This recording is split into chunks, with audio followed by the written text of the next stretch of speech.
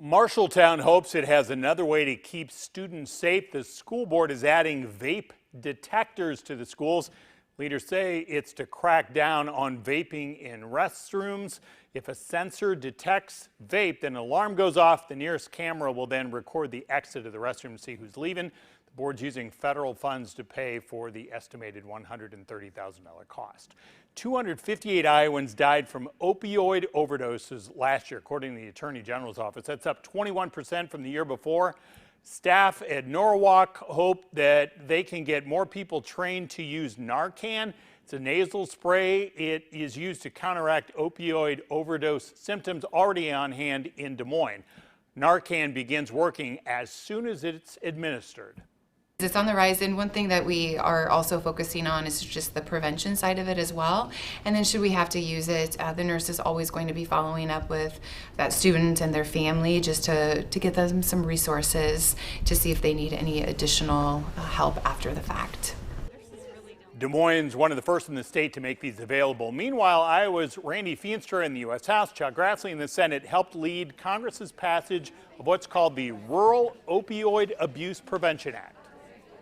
Over the last 2 years, working with 39 counties and being a father of four, being an EMT for 15 years in Hull, Iowa, that we saw a significant issue with opioids and those that are using them, from that high school student that blew out a knee to the contractor that hurt his back or whatever it might be, that there's opioid issues in Iowa. And what this bill does, it's a pilot project from the Department of Justice where individual communities, hospitals, or nonprofits can get a grant to create treatment opportunities, to create prevention and create recovery opportunities for their locations and for the communities. And the bottom line is to make sure that we stop people from going down the path of getting and abusing opioids, and even the deaths that are occurring. Last year, we had over 100 deaths because of opioid use. Sometimes these grants can be tough to get for a local community, especially depending on their size. Do you know how easy it will be, and is there any local ask of that community? Do they have to have matching funds or anything like that? Yeah, so the big thing is there's currently not matching funds. It is going to be run through the Department of Justice, and the policy or the program has been run in larger cities. And what this bill has done is saying, wait a minute, we have to think of rural America. We have to think of rural Iowa. So anybody that's interested, nonprofits, communities, hospitals, if they want to, please contact my office at feenstra.house.gov, and we'll walk them through this. It's a great opportunity for again, rural communities to get involved and try to create treatment and prevention programs right in their own local community. You are a couple of weeks away from officially being part of the majority. What do you see as a priority in 2023? What's one of the first things you want to see your caucus do? Well, the big thing is, you're right, we're in the majority and we're really excited about that. Probably the number one bill is trying to get rid of the 87,000 new IRS agents that the Biden administration put forth at the end of last year or this past year.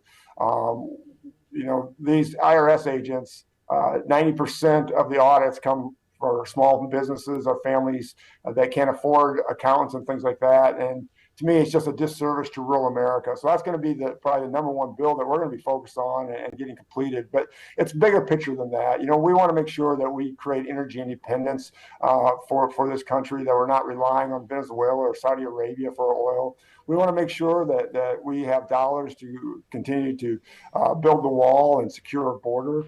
And then also, for me, it's about fiscal control, that we've got to start controlling our budget. We've got to stop spending. We have $31 trillion in debt right now, and that's a real concern as we move forward. A couple of things there, but let's back up to the IRS.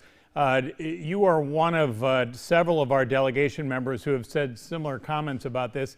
Isn't this basically just waving the white flag to the big companies and the rich people who can afford all the accountants and stuff to get around paying taxes? Like, shouldn't those people have to pay what they're supposed to pay? I tell you what, this is a grave concern for me. is that when you start looking at IRS audits, and as I noted, 90% of them are just small families and local businesses that don't have the capacity to hire an accountant. You know, the large corporations, they can hire accountants, they have accountants on staff, they have lawyers, litigators that can fight for them. But families and farmers and small businesses don't. So what happens is, and the IRS agents know this, is that they'll put pressure on and then people settle and they just say, hey, I'll just pay whatever they think I owe without fighting it. And that's my greatest concern when you add 87,000 more agents to the agent pool that's out there. What happened to that Republican idea about put it all on a postcard, make taxes super simple, we don't need accountants, how come that didn't happen? I'm all into that, by the way. And when I was the chair of Ways and Means in the Senate, we did a lot of great things to start reducing the amount of paperwork that has to be done. And if I had it my way, I would definitely get it on a postcard. All right, go back to your days back in the Iowa legislature. Compare them to what that could be this coming up year. So the makeup next year, as we've seen now, Democrats are going to actually increase their strength in the U.S. Senate. You all will have the House. You still have a Democratic president. You mentioned specifically about immigration and the border. Is there something that you all can legitimately think you can get done on this? Will there be something that we can expect to happen? Yeah, so it's twofold. Number one is when you're in the majority that you have oversight and you have investigative powers and you also have the gavels.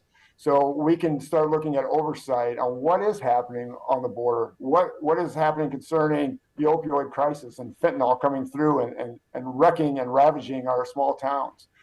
So that's number one. Number two is we control the purse strings, that we control the budget. So you can start negotiating, saying, all right, this is what we agreed to in the budget. This is what we can do. This is what we won't do. So it really becomes the art of negotiation between the other side. And that's what we did when we were split government in the Iowa legislature. And that's what I look forward to as we move forward in Congress, as we take it the majority and the Senate is run by the other side. So what do you think the will of the caucus is? Do you think most members want to work with the Democratic Senate and get something done, or will it be to stop what the president and the Senate would want to do? Well, I think the bottom line is this, is that we're coming into the majority. We want to make sure that we have oversight investigations on what's currently occurring. But most importantly is we have to stop this out of control spending. And I think that's where our caucus really stands right now, is saying, hey, we have $31 trillion in debt. What can we do to make sure to mitigate the $6 trillion that has been put on our credit card in the last 2 years and stop that from occurring as we move forward? You decided not to go to the campaign rally when Donald Trump came to Sioux City. And we've had a lot of stuff come out concerning the former president, his business, some things he said, all that kind of stuff. We had Bob Vander Plaats on the show a week or two ago. He said, it's time for your party to move on, pick somebody else in 24. How are you going to approach this upcoming caucus cycle? Well, Dave, I tell you what, first of all, I am excited that the Republicans will still have Iowa as the first in the nation caucuses. Isn't that something? That's really special. Unfortunately, Democrats are looking and blowing off the Midwest and going to South Carolina. That's shameful. So what we have is this great opportunity where we can have and be ambassadors to anybody that wants to run for president, from President Trump to anybody else, and allow them and show them what Iowa has to offer, from our rural communities to our educational system to biofuels to our ag production. I'm so excited to have all these people come in over the next year and a half and show them what Iowa has to offer and what Iowa nice looks like. Can Donald Trump win again? I tell you what, we will leave that up to the people of Iowa, and they have to make that decision when the caucus comes about in January of next year. So you're staying neutral? Is that what we can glean from this? I'm excited to be an ambassador to everyone. I mean, this is a great time to be in politics, great time to be in Iowa, to show everyone around and show them what we have to offer. All right, coming up, why Chuck Grassley talks about Hunter Biden so much.